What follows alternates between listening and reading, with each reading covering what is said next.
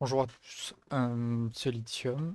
Aujourd'hui je vais vous faire ma vidéo tuto débutant personnel. En petit disclaimer et en petite introduction de ce guide, parce que ça va être un guide. Le guide est conçu par mes soins, il engage que mon point de vue. Donc s'il y a d'autres personnes qui vous donnent des conseils, vous pouvez les écouter, mais vous vous exposez à de la perte de temps éventuelle et de mauvais conseils, ça peut être très bien aussi. Euh, Cependant, je couvre pas ces points-là sur le guide, hein. Le guide il a été testé et approuvé sur de nombreux joueurs de la communauté et je peux garantir qu'il est efficace pour vous mener de bout en bout du guide. Si vous suivez le guide à la lettre, vous n'aurez pas de soucis normalement pour, euh, pour arriver à la fin des quêtes et être relativement autonome par la suite.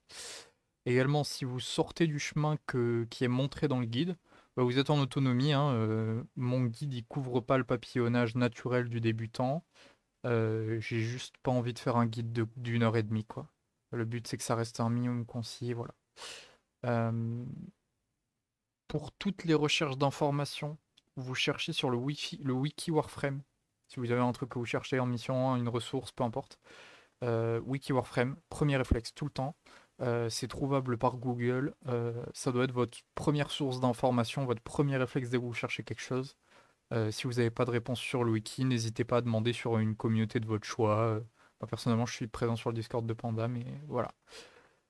Maintenant, on va aborder les premiers choix. Je précise que je ne lirai pas les pouvoirs pour vous, etc. Je vous laisse le plaisir de faire ça. Le but, c'est que vous soyez autonome quand même, mais je vous fais quand même un bref résumé de ce que font les frames. Donc, c'est Volt, Mag et Excalibur. Volt, c'est un maître de l'électricité qui est globalement très fort pour aller vite dans les missions, pour faire du nettoyage en zone d'une map et qui va hautement booster vos dégâts en mêlée, qui sont, soit dit en passant, votre plus grosse source de dégâts au début du jeu. On y reviendra. Euh, Mag, deuxième choix. Elle maîtrise le magnétisme, elle est globalement forte pour augmenter les dégâts de ses armes, et elle a des bonnes capacités de grouping avec son sort numéro 1, je vous laisse le consulter. Par contre, elle est un peu plus exigeante à jouer, elle a un petit peu moins de survivabilité naturelle et elle est plus statique. C'est des avantages, des inconvénients. Excalibur, c'est un épéiste, il a des pouvoirs un peu plus durs à exploiter pour les nouveaux joueurs, quand même. Mais il reste fort. C'est malgré tout un bon choix. C'est pas mon choix, que je vous donnerai dans 2 secondes. Il reste fort. C'est pas un mauvais choix, mais les deux autres sont plus sympas. Et même j'irai un peu plus loin que les deux autres sont plus sympas. Je pense que Volt, c'est le plus sympa de tous. Maintenant, euh, c'est pas un choix grave si en fait vous avez déjà fait votre choix et que en fait c'est pas celui que je préconise. Vous pourrez quand même suivre le guide, il n'y a pas de souci. Avec ça, vous vous tracassez pas. Votre premier objectif, et en fait qui restera un petit peu le fil rouge de ce guide, ça va être de compléter le plus de jonctions possible. Certaines jonctions, elles sont bloquées par des quêtes, donc vous faites les quêtes en question. C'est trouvable dans le codex, vous pouvez aussi vous renseigner sur le wiki encore une fois. Si vous galérez, vous installez des mods sur vos frames et une fois que vous aurez, parce que vous commencez avec un MK1, quelque chose, MK1, MK1, une fois que vous aurez monté ces modes, enfin ces armes-là, niveau 30, vous allez acheter dans le marché, bon là je le montre rapidement, mais euh, les Paris, non, là vous voyez les armes MK1, eh ben, il y a deux versions. Paris, que vous allez pouvoir acheter directement, le blueprint pardon, ici, et qui vont être globalement très faciles qui vont être globalement mieux que les MK1, et aussi, bah, aussi faciles à récupérer. Donc ça, c'est vos premiers objectifs. Je vous explique comment fonctionne le marché, ça peut paraître peu intuitif pour certains. Admettons, je veux mon Paris. Là, il y a plein de packs et tout. Vous voyez que là, il y a le Paris. Et vous me dites, putain, c'est chiant, j'ai pas de plate. Toutes les armes du jeu sont achetables avec des crédits. D'ailleurs, les platines ne seront pas un souci passé un certain point. On y reviendra un peu plus tard. Mais pour le coup, vous pouvez cliquer sur votre arme et aller acheter le blueprint directement. C'est pareil avec les Warframes. Les Warframes, il vous faudra des parties en plus. On y reviendra encore une fois un peu plus tard dans le guide. Donc je sors de ce marché parce qu'il fait du bruit. Et quasi tout est achetable sur le marché avec des crédits. Tout ce qui n'est pas achetable avec des crédits, ça va être des cosmétiques, etc. Ou des emplacements. En parlant d'emplacements et d'armes et de trucs comme ça, je vais juste revenir rapidement sur le système de mastery. Euh, Raison pour laquelle je vous demande en fait, de les monter niveau 30 avant de les jeter, c'est parce qu'en fait le système de mastery dans ce jeu, qui est un système de niveau de compte en fait. Oh putain, il peut pas fermer sa gueule. Euh, de niveau de compte, il fonctionne de telle façon, c'est qu'en fait, ça va prendre en compte le nombre d'armes que vous avez monté niveau 30, le nombre de warframes, etc. et les nœuds de la carte solaire que vous avez fait. Et en fait, tout ça, ça vous donnera de l'XP, et une fois que vous aurez assez d'XP, vous pourrez passer un nouveau palier. Qu'est-ce que ça vous donne de passer un palier? Ça vous donne des avantages tels que parfois il y a des petits emplacements, bon c'est rare. Surtout ce que ça vous donne c'est plus de réputation quotidienne, plus de trucs. Il y a des avantages à être plus haut palier en maîtrise et surtout il y a des armes qui sont bloquées par le palier de maîtrise. Donc ça va être intéressant d'aller essayer de monter un peu son palier de maîtrise au début. Le but c'est pas non plus d'être dans l'excès. Donc le but pour ça, ça va être, et on y reviendra encore une fois, mais d'acheter des armes, les monter niveau 30. Le but, c'est pas non plus de faire du travail à la chaîne. On est dans un guide pour les débutants, on va pas utiliser trop d'armes. Euh, je vous donne en termes de priorité pour le modding, ça vous verrez le tuto du jeu vous emmène dessus naturellement. C'est une vidéo très condensée, hein, donc là vous mettez pause au moment où vous en êtes, vous faites les trucs et puis vous revenez après. Voilà, le but c'est d'avoir un fil conducteur pour vous sur toute cette partie de début. Donc priorité pour le modding, la frame, l'arme de mêlée, qui sont en fait vos deux sources de dégâts principaux en early game. L'arme principale, vous pouvez y aller, mais bon, je recommande pas trop de l'utiliser, mais ça peut être bien d'en avoir une quand même pas trop mal dégueu, enfin pas trop dégueu. Je parle en termes de modding, hein, de toute façon vous aurez quasi tous les mêmes. Arme secondaire, c'est quasi pas intéressant vu qu'on joue beaucoup avec l'arme de mêlée. L'arme principale suffit largement à pallier au problème de l'arme de mêlée. Je vais vous expliquer rapidement comment fonctionne le système de mode et les polarités. Donc le système de mode en fait c'est simple. Les modes ce sont des petites cartes qui vont vous donner des bonus. Ces bonus, là j'ai le jeu en anglais, je peux vous traduire ça en français pour plus tard, mais voilà. Euh, c'est des petites cartes qui vont vous donner en fait des bonus. Donc là par exemple si on va sur redirection, j'ai plus 100% de capacité de shield. La mienne est rang max. Mais en fait, si je l'avais rang 0, ça serait peut-être plus 10. Plus 10%. Alors, c'est en fait un système de progression aussi intégré aux cartes, entre guillemets. Ces cartes, elles vous donnent des bonus, donc vous voulez les avoir. Et comment on fait pour les mettre? En fait, vous avez une capacité en haut à gauche, qui est votre capacité totale de mode. Donc, dans le slot aura, qui est cette petite icône là.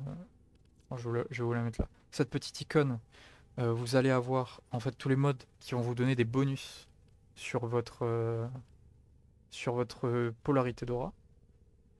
Et en fait, cette polarité d'aura, vous allez toujours vouloir avoir un mode maxé dedans, que ce soit Dreamer's Bond ou autre chose. Moi je recommande Dreamer's Bond, c'est ce que tout le monde a au début, c'est très bien. Et de toute façon, on va venir sur un build que je recommande. Je vais vous montrer 3 builds, vous aurez la liberté de screen.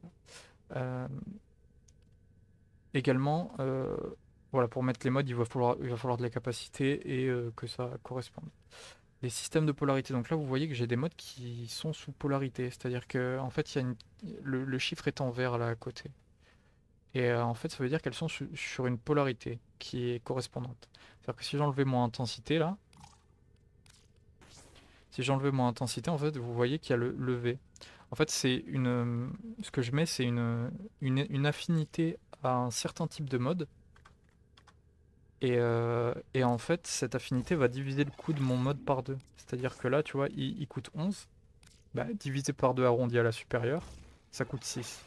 Donc ça va vous permettre d'économiser aussi de la place pour le modding. Parce qu'il y a certains modes qui coûtent un peu cher et puis on se retrouve vite à plus avoir de place.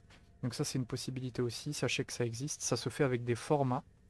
Et pour augmenter votre capacité globale bah, de capacité de mode, il va falloir installer un réacteur Orokin. Normalement, il me semble qu'au début, les frames en ont déjà un. Si elles n'en ont pas un, c'est pas grave. Euh, vous en aurez rapidement. Le but, ça va être quand même de les économiser et de pas le dépenser sur tout et n'importe quoi. Euh, je vous montre mes petits builds que j'ai fait pour les débutants, qui sont en fait des pilotes de ce vers quoi vous devez aller. Euh, vous n'êtes pas obligé de tout mettre dès le début, tout maxer et tout. D'ailleurs, les modes qui vont à 10, je recommande que de les mettre à 5. Euh, vous n'avez pas les finances au début de faire plus que 5. Donc, rester à 5, c'est très bien. Euh, je vous fais tous les moddings. Je vous ai fait un modding pour chaque arme et chaque. Ne faites pas attention au nom du Boltor Prime ou je sais pas quoi. Il y a des polarités également. Le but c'était de vous proposer un modding que vous allez pouvoir atteindre au bout d'un certain moment, sans pour autant plus vous saigner au cas de veine. Tac. C'était de vous donner un objectif en fait. Voilà, celui pour pistolet. Je vous laisse le screen, de toute façon vous mettez la vidéo en pause, je vous montre ça rapidement. Hop. Et ça c'est pour l'arme de mêlée. Arme de mêlée qui va être importante. Donc là c'est sur le Siam mais vous vous en foutez, vous vous mettez sur votre Scana si vous avez votre BO. Peu importe, peu importe. C'est ce qui va faire vos dégâts principaux au début. Donc c'est important. Maintenant que ça c'est fait, j'ai quand même un truc à vous recommander. C'est que là je vais aller prendre par exemple mon Nautilus. Il y a un mode que vous devez mettre sur votre Nautilus tant qu'on est dans le modding, on reste là. Important, c'est Vacuum, donc aspirateur. Ça va vous permettre de récupérer, dès que vous l'avez, vous le mettez. Donc aspirateur, et en fait le principe de ce mode ça va être qu'il va aspirer les loots autour de vous. Et dans un looter-shooter comme Warframe, c'est important de pouvoir récupérer les loots disponibles sur le sol. Voilà, ça je le glisse comme ça. C'est très important de le faire, vous allez vous priver de ressources si vous ne le faites pas. Évidemment, plus tard, il y aura des moyens d'opter encore plus. On est sur un guide pour débutants, je ne vais pas rentrer dans les détails. Quelques conseils avant de commencer un peu votre aventure sur les jonctions, tout ça, même si vous l'avez sans doute déjà fait. Il y a un truc important, et même plusieurs. Il faut que vous gardiez vos crédits. Vos crédits, en fait, au début, vont vous servir à améliorer vos modes, acheter des armes, mais vous n'en avez pas une source fiable pour le moment, à part jouer. Il faut les utiliser avec modération tant que vous n'avez pas fini le guide. Avant d'avoir fini le guide, vous n'êtes pas libre d'utiliser vos crédits pour tout et rien. Ça va être les modes, quelques armes, c'est tout. Prêtez allégeance à un syndicat dès que possible et essayez de le maxer. Alors, là on va aller là. Cette console, vous ne l'avez peut-être pas encore. Si vous l'avez déjà, c'est très bien. Vous voyez là, il y a un petit bouton Pledge. En fait, vous allez choisir un syndicat. Et le but, en fait, c'est que à chaque mission que vous allez faire, quotidiennement, donc ça c'est ma réputation quotidienne parce que je suis palier 31, donc il me donne un peu plus de réputation quotidienne. Au début, vous n'aurez pas autant, mais voilà. Ça augmentera avec le palier de maîtrise. C'est une des choses qui augmente avec le palier de maîtrise, la réputation quotidienne dont je vous parlais tout à l'heure. Peu importe. Le but, ça va être de commencer à stacker un petit peu de l'expérience dans ces syndicats. Et dès que vous pouvez, vous allez sur le truc et vous faites rank up. Non, lui, il me déteste, donc il va me demander des trucs de fou. Mais en général, ils vont vous demander des trucs relativement abordables. Si vous pouvez, aller faire votre rank up dès que vous pouvez. Il n'y a pas besoin de sortir de son chemin pour ça, mais voilà, c'est quand même important. Si le jeu vous offre des catalyseurs, des réacteurs Orokin, je recommande de les garder pour des frames que vous allez utiliser après le guide. Les formats, c'est le même traitement, même si c'est entendable d'en mettre quelques-uns sur votre frame et éventuellement sur vos armes pour fit les builds. Ça reste quand même beaucoup moins rare. Une fois, du coup, on va arriver au périple. Vous faites vos jonctions. Donc vous faites... je vais le mettre en normal. Vous faites la Terre.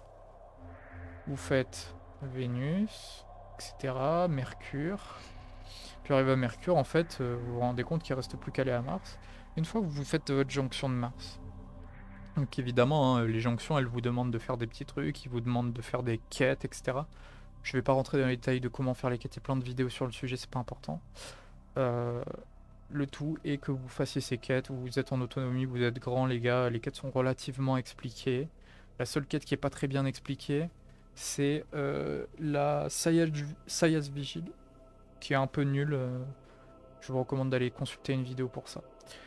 Euh, voilà, une fois que c'est fait, que vous avez complété toutes ces missions-là jusqu'à mars, il se passe un truc. Vous débloquez l'ouverture de reliques. Donc je vais vous expliquer comment ça fonctionne en fait le système de reliques. En fait, le système de reliques, c'est basiquement en fait, c'est ça que vous allez débloquer. C'est basiquement en fait un système de loot box entre guillemets qui sont gratuites, que vous pouvez obtenir gratuitement dans tout le jeu. Et en fait, c'est la façon dont vous allez avoir d'obtenir des primes. Donc là, vous voyez, j'ai une relique par exemple, il y a des primes, etc. dedans. À ce moment-là, il y a plusieurs raretés, etc. Donc plus vous raffinez, vous voyez les barres de chance. La mienne là, elle est en normal, donc elle est en intact. Là c'est la barre de chance de l'intact, j'ai beaucoup de chance d'avoir du bronze, un peu moins de l'argent et quasi aucune du doré. Si je le raffine vers exceptionnel, bah, je perds un peu de chance d'avoir du bronze, j'augmente mes chances d'avoir de l'argent et du doré, ainsi de suite. C'est une question de proportion. Et jusqu'à éclatante où en fait on a quasi plus de chances d'avoir de l'argenté que du bronze. Voilà. Euh, les Void 13, vous les obtenez en ouvrant des reliques et en faisant des missions de fissures. Donc les missions de fissures qui sont dans normalement votre map. Je vais aller comme ça ira beaucoup plus vite. Dans votre map sous la forme de ces petites flammes. Donc en fait ces petites flammes, c'est toutes les missions sur lesquelles vous allez pouvoir ouvrir vos reliques. Dans la mission, il y aura des espèces de petites flammes comme cette icône là, qu'il faudra ramasser en tuant des mobs. Voilà. Une fois à 10, vous ouvrez votre relique, vous vous rendez à l'extraction, et vous récupérez votre récompense dans un pool de 4. À savoir que le pool de 4 est partagé avec tous les autres joueurs, donc votre récompense peut être obtenue par d'autres joueurs. Choisissez un format si vous pouvez. Et le but, en fait, une fois arrivé sur Mars, ça va être d'ouvrir des reliques un petit peu pour vous constituer un format au minimum, voire un petit stock de formats. Donc les formats, je vais vous montrer ce que c'est. En fait, je l'ai déjà abordé plus tôt, c'est ce qui va vous permettre de récupérer des emplacements de polarité. Vous en aurez peut-être pas besoin tout de suite, mais plus tard, quand vous voudrez un petit peu améliorer vos armes, notamment surtout à la fin du guide, ça va être très intéressant. Donc ces ressources-là, vous voulez les garder et vous voulez en lancer un tous les jours. Vous voyez, moi j'en ai 40, c'est complètement démesuré pour vous. Mais si vous pouvez, tous les jours en vous connectant, faire vos petites ouvertures de reliques en mode plaisir, et je vais me chercher mon petit format, si j'ai un super drop, ben je prends le super drop. Par contre, je reviens derrière pour aller chercher mon format, et je lance mon format tous les jours, c'est parfait. Si vous n'avez pas les compos au début, c'est pas grave, vous inquiétez pas. Vous avancez et puis vous aurez les compos et dès que vous pouvez, vous le mettez à crafter. Voilà. Une fois arrivé sur Mars, donc on fait son format tous les jours, ça c'est plié. Vous continuez la map solaire et vous ignorez ce que vous pouvez faire en plus. Je recommande également, une fois accessible, d'aller sur Demos dès que possible. Hein. Après c'est ce que je recommande, vous n'êtes pas obligé de le suivre, mais moi c'est ce que je ferais si j'étais un nouveau joueur. D'aller sur Magnesium et d'aller faire l'assassinat de l'Ephantis. En fait, parce que dessus, il y a à récupérer, et sur tous les assassinats de toute la map solaire d'ailleurs, une frame. Là, on voit qu'il y a Oro, c'est un autre assassinat. Là, on voit qu'il y a Fossa, c'est un autre assassinat. Je vous laisse regarder le wiki pour savoir quel Warframe drop sur quels assassinats si ça vous intéresse. Comme j'ai dit, je ne couvre pas les papillonnages. L'Ephantis, en fait, il va nous dropper une Warframe qui s'appelle Necros, qui est une Warframe capitale plus tard pour votre jeu. Et également le mode équilibre qui est présent sur mon Volt, qui est un mode assez important aussi à avoir, qui va vous libérer un petit peu au niveau de l'énergie. Donc je vous recommande d'aller le faire jusqu'à au moins avoir équilibre, et si vous voulez pousser jusqu'à avoir l'intégralité de Necros, qui sont donc constitués des systèmes, des neuroptiques et du châssis, vous pouvez le faire. pour évidemment aller acheter son schéma de Necros, parce que vous allez voir les prérequis là-dessus. Necros, donc le voici. Vous pouvez le faire dans la boutique. Ah ça y est, mon jeu a décidé de... Ah merci. Donc vous voyez le blueprint, il va vous demander Neuroptic Chassis System. Ces parties-là, en fait, vous allez les drop sur le boss directement. L'avantage de Necros, ça va être qu'il va pouvoir doubler éventuellement les loots des mobs plus tard. Donc dans un jeu de loot, c'est intéressant. Donc là, il vous faudra les neuroptiques, le châssis et les systèmes. Ces parties-là se dropperont directement sur les Fantis en finissant. Donc si vous avez de la chance, vous en faites 3. Si vous n'avez pas de chance, vous en faites 15. Là-dessus, bonne chance à tous et que le meilleur gagne. Par la suite, donc vous continuez votre map, etc. Vous arrivez, quoi qu'il en soit, en faisant vos quêtes, etc. Il y a la quête Arkwing, notamment sur Mars, qu'on va vous demander de faire. Vous faites toutes vos quêtes, évidemment. Le but, c'est pas de faire un tout droit débile qui se retrouve bloqué au bout de 2 minutes parce que vous avez ignoré les quêtes. Au passage, en parlant de quêtes, je vais vous montrer où est-ce que vous pouvez les trouver. Donc je vais pas trop vous spoiler, mais en fait là, c'est dans Main Quest et Warframe Quest, Side Quest, etc. Souvent quand il y a une jonction qui vous demande de faire quelque chose, ça va se trouver dans Main Quest. Et vous pouvez aller directement ici, récupérer votre quête. Donc là par exemple, quand sur Mars, il vous demande la quête Arkwing, vous allez directement sur Mars et vous voyez, ah, on me demande la quête Arkwing, là on me demande le cœur de Demos, et ben c'est pareil, codex, on regarde dans le codex, et ah, je vois que j'ai une quête, je la fais. Voilà, vous êtes grand, vous êtes intelligent, je vous laisse faire ça de votre côté. Une fois arrivé à la jonction d'Uranus, revenons là-dessus. On vous demande de faire la synthèse, etc. On vous demande d'apprendre à faire ça. Très bien, ok, vous faites votre quête, etc. Encore une fois, je ne suis pas là pour vous guider par la main comme des petits enfants de 6 ans. Une fois arrivé sur Neptune, il vous faudra que vous fassiez la quête Nata. La quête Nata, c'est le début des grosses quêtes d'histoire du jeu. Ces grosses quêtes d'histoire du jeu, les gars, moi, franchement, je vous recommande sincèrement de prendre votre temps et de les faire et d'y prêter attention parce que c'est des grosses quêtes et c'est important pour comprendre ce qui se passe dans le monde de Warframe et qui vous êtes, etc. C'est des quêtes en général qui font passer le jeu de juste looter-shooter nul à un jeu qui est intéressant, quoi. Donc ces quêtes, je vous les recommande très chaudement. Une fois que vous terminez la quête Nata, très bien, vous pouvez accéder à Neptune. Vous arrivez sur Neptune. Qu'est-ce qu'il faut pour la jonction de Pluto, pardon. Eh ben, il faut le second rêve. Et le second rêve, c'est une grosse quête encore une fois. Ça vous prendra un peu de temps. Appréciez-le. Une fois que vous terminez la quête second rêve, je ne vais pas spoil. Vous débloquez la Broken War, donc votre nouvelle arme de mêlée, et un petit bonus. Ce petit bonus, on va le qualifier tout le temps de petit bonus. Vous découvrirez ce que c'est quand vous y serez. Je vais pas vous spoil. Vous remplacez votre arme de mêlée donc par la Broken War, et le build reste identique. Sauf si vous avez le Siam, parce que vous avez voulu faire du Eric quand vous l'avez débloqué sur Saturne. Et ça, c'est un choix très possible, mais je ne le recommande pas. Après, c'est quelque chose qui existe, c'est pas un mauvais choix, mais c'est pas ce que je ferais. Une fois que c'est fait, ça, bah, très bien. Vous avez votre nouvelle arme, faudra la monter, etc. Mettre les modes. Ça, je vous laisse le faire de votre côté encore une fois. La prochaine quête, en fait, qui va venir par là, c'est la guerre intérieure que vous débloquez à la jonction de Sedna. Ils vous demanderont de faire encore des petites quêtes, Rising Tide, je sais pas quoi. Ils vous demanderont de faire des petits trucs. Donc voilà, très bien. Là, vous débloquez la guerre intérieure. Et le but, ça va être de faire cette guerre intérieure.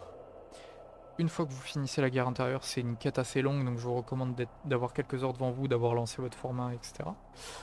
Une fois que c'est fait, vous débloquez votre petit bonus forme finale avec quelques armes en plus, des écoles de focus à choisir. Donc il y a Zenorik, Madurai, Naramon, Vazarin et Uneiro.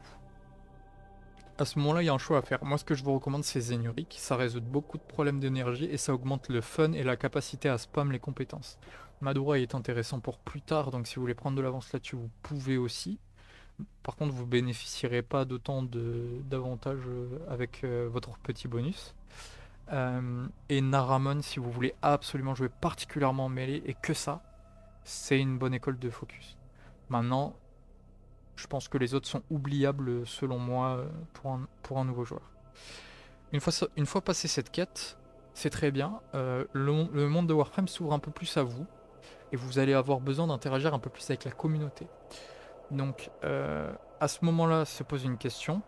Il y a une future quête qui vous demandera de faire le Necramech qui s'appelle la Nouvelle Guerre. Deux options. Farm de vos compos de Necramech. Donc vous farmez votre compo de Necramech, etc. Ça peut prendre pas mal de temps, mais vous anticipez le level up de vos réputations des mondes ouverts, donc de Cetus, Fortuna et là ici le Necralisk. Ne faites pas attention au respawn. Le Necralisk. Et c'est pas une mauvaise chose en soi. Par contre, ça prend une semaine de farm à peu près. Et c'est un peu chiant. Je vous mettrai en lien un tutoriel si vous voulez faire. Je vais pas traiter ce point-là. Moi, ce que je recommande, c'est d'acheter votre Necramech préfet. Ça coûte environ 75 platines que vous pouvez obtenir en moins de temps qu'il ne vous en faudra pour le faire à la main. À savoir que les platines sont la monnaie premium du jeu. Je ne l'aborde que maintenant parce que j'avais pas envie que vous vous perdiez en divagation avec ça. Mais les platines sont la monnaie payante du jeu. Qui en fait est obtenable gratuitement en farmant des trucs que les autres joueurs voudraient acheter.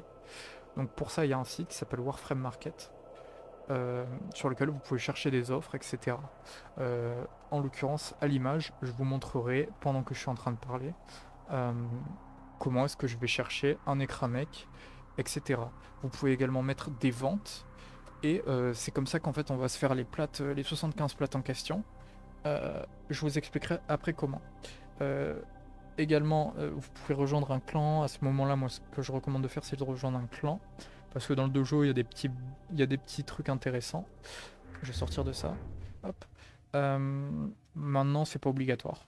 Si vous voulez le faire, sachez que ça existe. C'est une espèce de guilde, en fait. Pour farmer nos plates, en fait, pour avoir ce Necramech, il y a plusieurs solutions, dont une qui implique d'avoir un clan.